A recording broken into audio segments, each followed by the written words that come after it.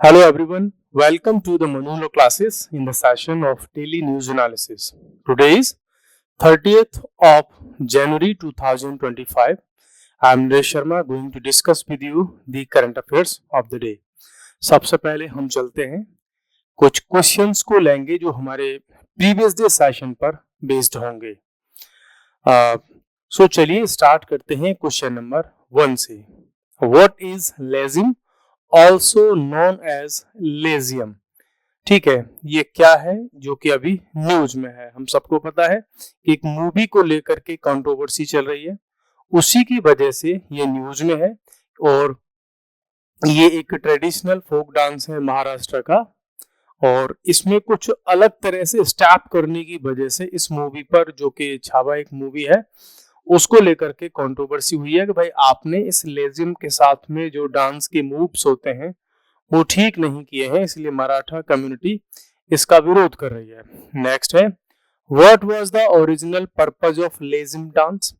Purpose इसका था कि जो फिजिकल ट्रेनिंग प्रोवाइड होती थी उसका एक पार्ट था ये, जो महाराष्ट्र के मराठा वॉरियर्स हुआ करते थे। अब बिकॉज ये मराठा वॉरियर्स इसको यूज किया करते थे, डिफरेंट मेथड्स को इसके यूज किया जा करते थे, लेकिन अभी इस मूवी में जो इसको अपने डांस में यूज किया गया है और उसके स्टेप्स को अकॉर्डिंगली नहीं किया गया है, इस वजह से इसमें कंट्रोवर्सी हो रखी है। तो हमारे लिए यहाँ से आर्ट एंड कल्चर के क्वेश्चंस फ्रेम हो गए हैं। When is lezim typically performed today? तो आज जो हम इसको परफॉर्म करते हैं मोस्टली गणेश प्रोसेशन में, जो गणेश उत्सव महाराष्ट्र में मनाया जाता है। ठीक है, लाल बाग का बादशाह जिसके लिए हम कई बार बोलते हैं, गणपति बप्पा मोरया, इस तरह की जो हम चीजें सुनते हैं वो गणेश उत्सव के लिए ही यूज की जाती हैं, तो वहां पर इसको यूज किया जाता है।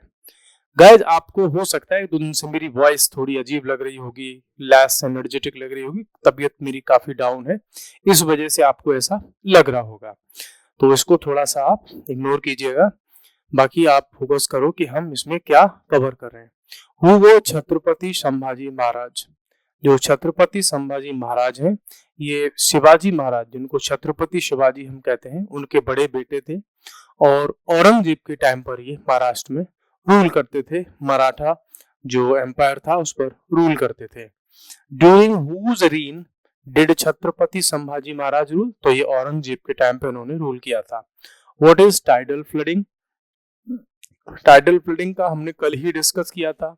Flooding caused by rain, snow melt, flooding caused by high tides in coastal regions. Yes, जो कोस्टल रीजन्स होते हैं कई बार उनमें हाई टाइड आती है, तो उसकी वजह से ये जो फ्लड आ जाता है कोस्टल रीजन्स में, उसी को हम जो है टाइडल फ्लड बोल देते हैं, या जो है टाइडल फ्लडिंग बोल देते हैं। Which of the following is not a cause of tidal flooding? तो डिस्टेंट अर्थक्वेक्स ये इसका कॉज नहीं है। बाकी changes in wind patterns, shift in ocean currents, strong tidal forces, ये सारे के सारे रिस्पॉन्सिबल होते हैं टाइडल फ्लडिंग के लिए। नेक्स्ट क्वेश्चन है, what are the potential consequences of tidal flooding? So tidal flooding के कॉन्सिक्वेंस क्या क्या हो सकते हैं, potential consequences? It has no impact on infrastructure. देखो, इंफ्रास्ट्रक्चर पर इसका काफी इम्पैक्ट होता है, तो इनकरेक्ट है first option. It can accelerate coastal erosion, yes. Contaminate fresh water sources, yes. Only affect fish, देखो ओनली लग गया, इनकरेक्ट है। It results in more sunshine, no. भाई टाइडल फ्लड आने से ज्यादा सनलाइट का क्या लेना देना है? सो ऑप्शन जो बी है वो करेक्ट है। नेक्स्ट क्वेश्चन है, how is tidal flooding expected to change in future? तो फ्यूचर में ग्लोबल वार्मिंग बढ़ती जा रही है ना, सी लेवल डिक्रीज तो होना ही नहीं है। It will become more frequent and intense, हाँ ये करेक्ट है। It will only occur in small region, नहीं कोई भी रीजन हो सकता है। It will be less severe, no. Global warming से तो इनकी सीवियरिटी, इंटेंसिटी, फ्रीक्वेंसी इंक्रीज हो जाएगी, तो इसलिए ऑप्शन डी भी इनकरेक्ट है। अब हम चलते हैं आज के करंट अफेयर पर। देखो पद्मश्री तो बहुत सारे लोगों को मिला है, लेकिन ये जो लेडी है ये काफी मीन्स हम कहें कि सम्मान की पात्र है। ये एक तो इनकी 100 ईयर इनकी एज हो गई है ना, तो काफी लंबी एक तो इनकी एज हो गई और इनको मिला है पद्मश्री। पद्मश्री जो पद्म अवार्ड में थर्ड टाइप का एक अवार्ड है, पद्मश्री, पद्म भूषण, पद्म विभूषण, तो उसमें से पद्मश्री इनको मिला है। नाम है इनका लिबिया लोबो सरदेसाई। लिबिया लोबो सरदेसाई इनका नाम है और इनको मिला है जो है पद्मश्री अवार्ड। 100 ईयर ओल्ड ये लेडी है। इन्होंने कंट्रीब्यूशन किया था गोवा के लिबरेशन मूवमेंट में। जो गोवा है वो पुर्तगीज के कंट्रोल में रहा even after the independence of India and after, मैं कहूं कि 1961 तक गोवा जो है पुर्तगीज के कंट्रोल में रहा था। अर्ली इंस्पिरेशन लाइफ की बात करें तो कॉलेज टाइम से ही नेशनलिस्ट जो आइडियोलॉजी होती है उससे जुड़ी हुई थी। तो अपनी यूथ एज से ही इन्होंने नेशन के लिए, कंट्री के लिए, देश के लिए काम करने का जो इनके अंदर जज्बा था उससे ये कनेक्टेड थी। कंट्रीब्यूशन उन्होंने क्या किया कि अंडरग्राउंड रेडियो स्टेशन चलाया उन्होंने 1955 से लेकर के 1961 तक। मीन्स अंडरग्राउंड का मतलब जमीन के नीचे नहीं होता, मीन्स गुपचुप तरीके से इन्होंने रेडियो चलाया था और गोवा की जनता को अवेयर किया था कि भाई गोवा जो है पुर्तगीज की कोई बपौती नहीं है, पुर्तगीज की प्रॉपर्टी नहीं है, ये इंडिया का एक इंटीग्रल पार्ट है। तो हमें गोवा को लिबरल कराना है, गोवा को इंडिपेंडेंट कराना है पुर्तगीज के कंट्रोल से या कॉलोनियल रूल से। तो उन्होंने रेडियो पर जो है इनके voice of freedom of Goa, ये इस नाम से इनका रेडियो चलता था और बहुत ज्यादा जो पुर्तगीज अथॉरिटीज थी उनका रूल था उसको क्रिटिसाइज किया करती थी ये। और बहुत ज्यादा लेवल पर इन्होंने हार्डशिप को फेस किया, जंगलों में रही, बिकॉज छुप करके रहना पड़ता था। जो पोर्तुगीज अथॉरिटी थी वो इनको इनकी लाइफ को बहुत सारा थ्रेट था, लेकिन जंगलों में उनमें रह कर के भी इन्होंने इस रेडियो को चलाए रखा और गोवा की जनता को, आसपास के महाराष्ट्र की जनता को इन्होंने अवेयर किया कि हमें गोवा को इंडिपेंडेंट कराना है। हिस्टोरिक अनाउंसमेंट इन्होंने किया 1961 को, 1961 में 19 दिसंबर को कि भाई गोवा अब इंडिपेंडेंट हो गया है पोर्तुगीज रूल से। और ये कब हुआ? ये हुआ ऑपरेशन विजय।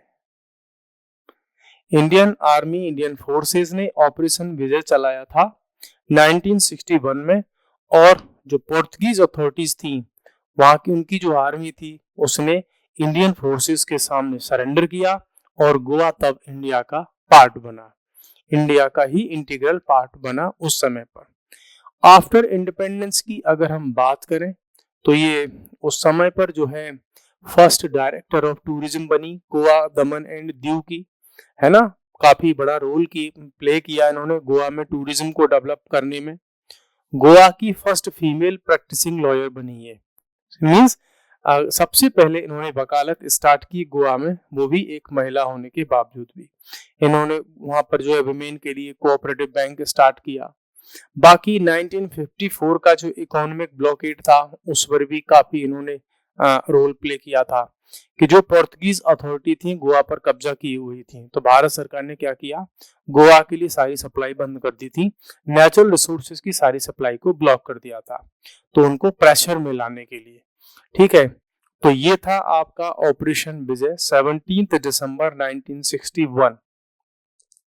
इस दिन ये ऑपरेशन लॉन्च किया था और 2 दिन बाद मींस 19 दिसंबर को जो गोवा में पोर्तुगीज रूलर्स थे वो सब सरेंडर कर गए 2 दिन की लड़ाई के बाद, और अल्टीमेटली गोवा इंडिया का इंटीग्रल पार्ट हो गया।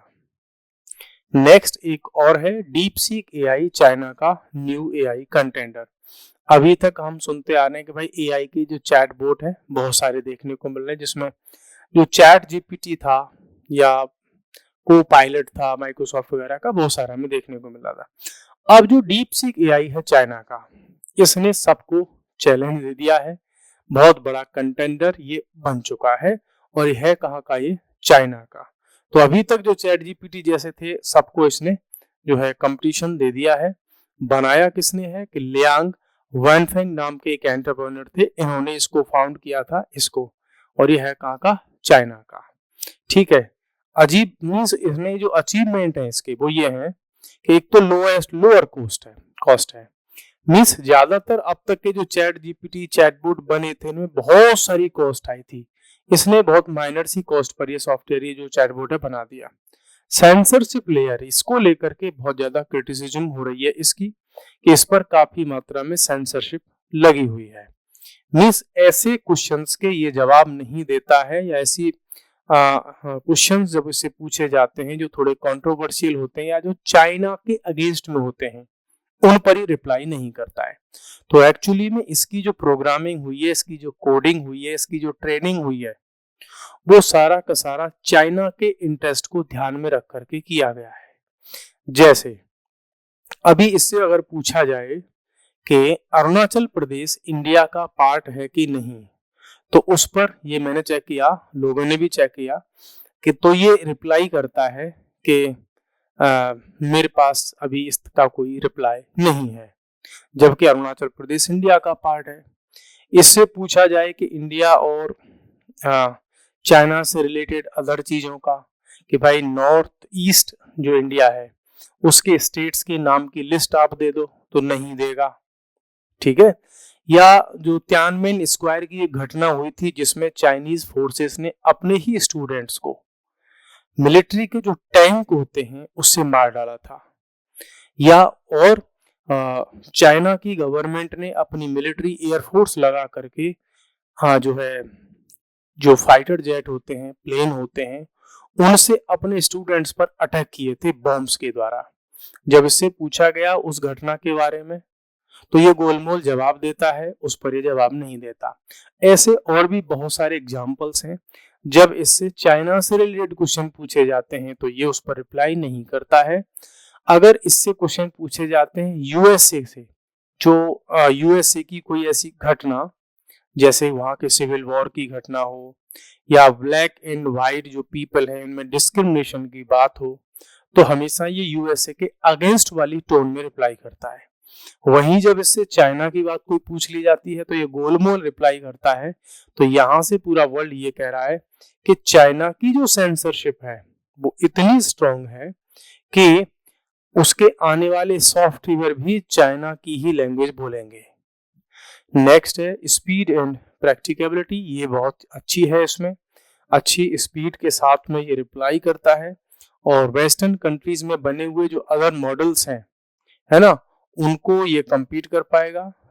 सरपासिंग द कंपटीशन, वर्ल्ड में अभी जितने भी एआई चैटबॉट है हो सकता है ये उनको सबको सरपास कर दे और उनको बड़े लेवल पर कंपटीशन दे दे। ठीक है, तो दोस्तों आज के लिए इतना ही, कल फिर मिलते हैं नए सेशन के साथ में, नए क्वेश्चंस के साथ में।